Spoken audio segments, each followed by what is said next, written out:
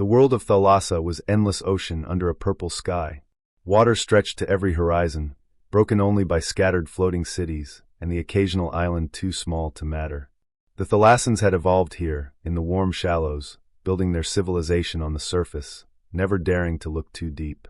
For 10,000 years, they had lived in fear of the deep, because the deep belonged to the craven. The craven was the apex predator of Thalassa's oceans. No one knew exactly how large it could grow. Ships that ventured too far were simply gone. Cities near deep water told stories of tentacles rising from below, of massive shapes glimpsed in the darkness, of a hunger that could never be satisfied. Thalassan history was filled with craven stories. The first city, swallowed whole 10,000 years ago. The hero Coral, who dove into the deep to fight the beast and never returned. The Great Fear, when a craven surfaced near the capital and destroyed half the floating structures before disappearing again.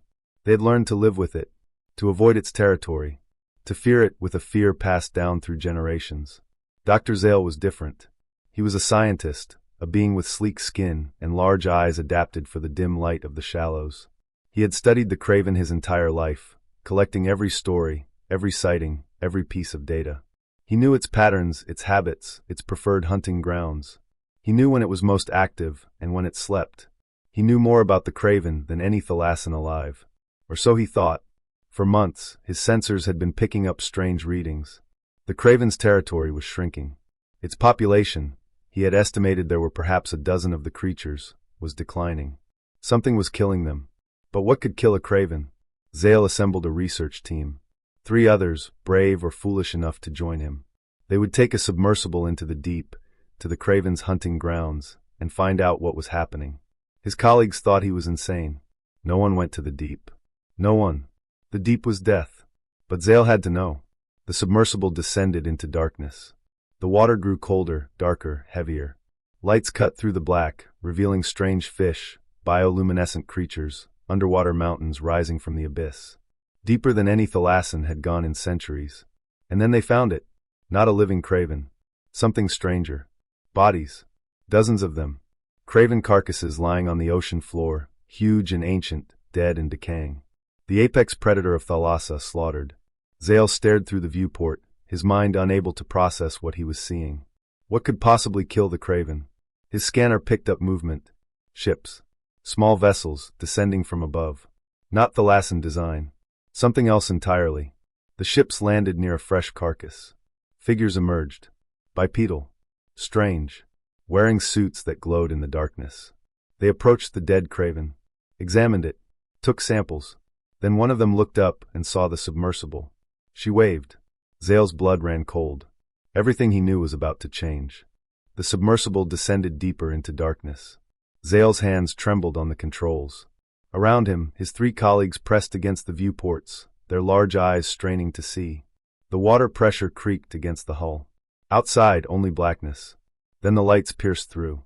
A world unfolded before them that no Thalassan had seen in generations. Strange fish with glowing lures drifted past. Bioluminescent creatures pulsed in the darkness. Underwater mountains rose like sleeping giants from the abyss. It was beautiful. And then they saw the bodies. Craven carcasses lay scattered across the ocean floor. Dozens of them. Huge, ancient creatures, their tentacles limp, their armored scales dull in death. Some were fresh. Others had been there for weeks, being picked clean by smaller scavengers. Zale stared, his mouth open. His whole life studying the craven, and he had never imagined this. The apex predator of Thalassa, the terror of the deep, lying dead like fish on a market table. How? One of his colleagues whispered. What could kill a craven? Zale had no answer. His mind raced through possibilities. Disease? Some new predator? A natural disaster? His scanner beeped. New contacts. Ships. Small vessels, descending from above. Not Thalassan design. Sleeker. Stranger. Lights glowed from their hulls as they moved through the water with ease. The ships landed near a fresh craven carcass. Hatches opened. Figures emerged. Not Thalassan. They were bipedal, walking on 2 legs. Their bodies were encased in strange suits that glowed faintly. They moved with confidence, with purpose, as if they owned this place. Zale watched, frozen, as the figures approached the dead craven. They examined it carefully, taking samples, recording data. Then, to his complete shock, they produced tools and began cutting into the creature, removing sections of its flesh, packing them away in containers. They were harvesting it. One of the figures turned, looked directly at the submersible, lifted an arm and waved. Zale's mind could not process what he was seeing. The terror of the deep. The apex predator. The creature that had haunted his people for 10,000 years. Being butchered. By strangers. For food. His colleague grabbed his arm. Zale, who are they? Zale shook his head slowly. I don't know. But we need to find out. He activated the submersible's lights, signaling back. The figure waved again. More enthusiastically this time. And then, impossibly, a message appeared on their display. Translated into perfect Thalassan. Hello there. Sorry, didn't know this planet had locals. Want to try some? It's really good. Zale stared at the words. Everything he knew was wrong. Everything. The human ship rose through the dark water, carrying the submersible in a special bay. Zale and his team sat in silence, too stunned to speak. They had just watched strangers butcher the creature that had terrorized their people for 10,000 years. Now they were being taken to the surface, to meet these strangers face to face. The ship broke the surface. Hatches opened. A human waited to greet them. Her name was Captain Evachin. She was shorter than Zale had expected, with dark hair pulled back and a warm smile. She gestured for them to follow. Their ship was warm, bright, filled with strange equipment that hummed and blinked. And the smell, Zale's nose twitched at a scent he had never experienced. Rich, savory, delicious. Eva led them to a small room with a table and seats. She gestured for them to sit. Sorry if we startled you down there, she said. Her voice was calm, friendly. We didn't realize this planet had intelligent life. The initial surveys said the oceans were empty. No cities, no structures, no signals. We thought we had the place to ourselves. Zale found his voice. It came out rough, confused. You're killing the craven. Why? Eva looked confused. The craven? Is that what you call the big tentacle creatures? Zale nodded slowly. Yeah, we've been fishing them for a few months now. Eva's face lit up. Good eating. Zale stared. Good eating? Eva nodded enthusiastically. Oh yeah, the meat is amazing. Kind of like lobster, but sweeter. We've been sending shipments back to Earth.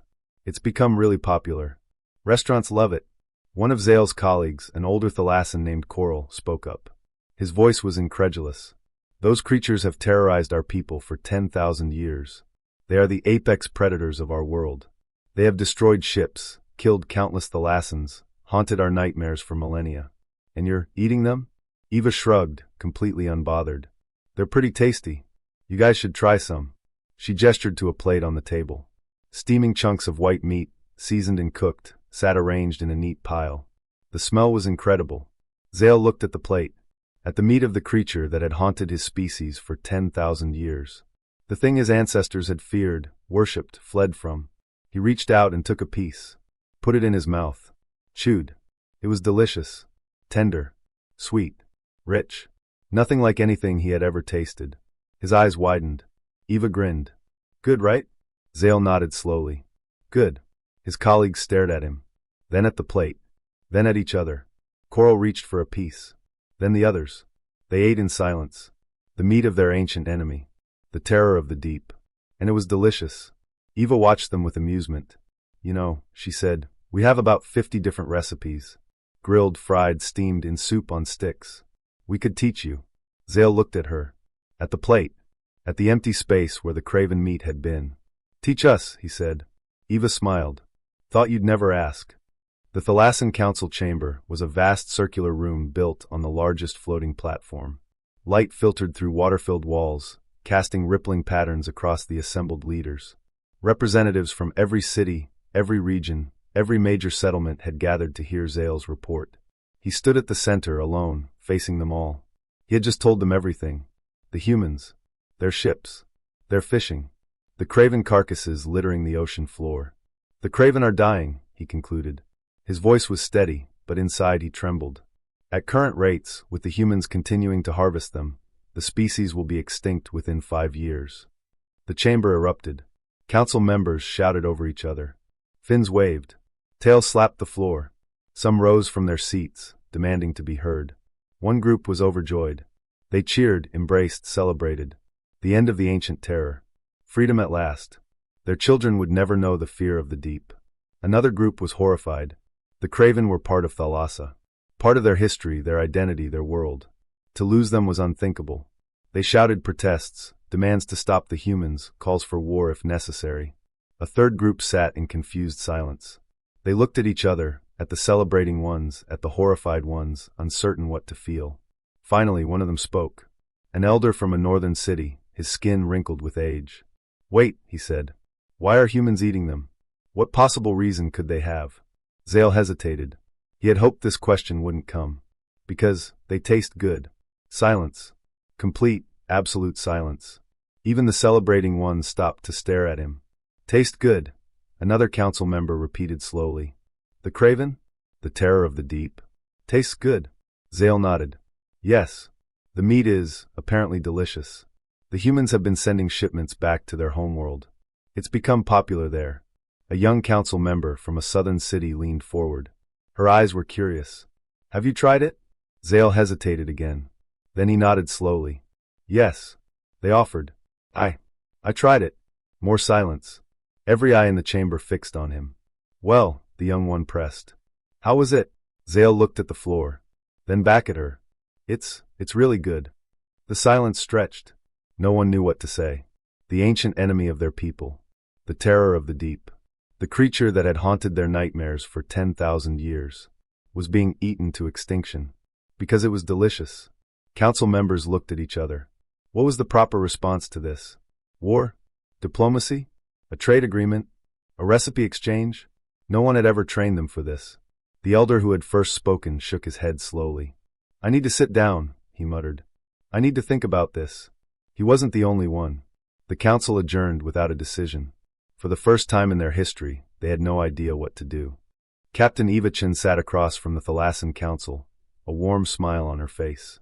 Before her, covering the entire meeting table, were plates. Dozens of plates. Each one held craven meat prepared in a different way. Grilled craven with herbs. Fried craven in a light batter. Steamed craven with vegetables. Craven soup. Craven on sticks. Craven in sauces she had spent weeks perfecting. The council members stared at the spread. The smell filled the chamber, rich and savory and utterly irresistible. Eva gestured. "Please, eat." They ate. Silently. Thoughtfully. Their eyes widening with each bite. Some closed their eyes to focus on the taste. Others reached for seconds before finishing their firsts. Finally, the eldest council member set down his fork. He looked at Eva with new respect. "This is very good." Eva nodded. "We think so too." Another council member, the young one who had asked about the taste, spoke up. "How do you prepare it? What are these seasonings?" Eva launched into an explanation. "Salt, pepper, garlic, herbs, cooking times, temperatures, side dishes that paired well, sauces that enhanced the flavor." The council members took notes. Some pulled out recording devices. Others just listened, memorizing every word. By the end of the meeting, they had reached an agreement. The strangest treaty in galactic history. Humans would continue fishing craven, but sustainably. Limits would be set. Seasons observed. Populations monitored. The Thalassans would learn to fish them too. They would build their own ships, develop their own methods, become partners in the harvest. Together, they would manage the craven population, ensuring the species survived while providing food for both worlds. It was not war. It was not surrender. It was dinner.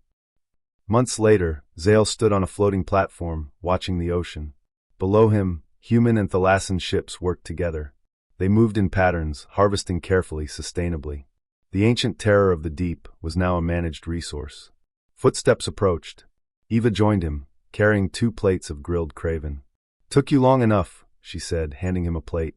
"We've been eating well for months. You guys just sat up here being afraid." Zale took the plate. The meat steamed in the cool air, seasoned perfectly. 10,000 years of fear doesn't disappear overnight, he said. Eva shrugged, biting into her own portion.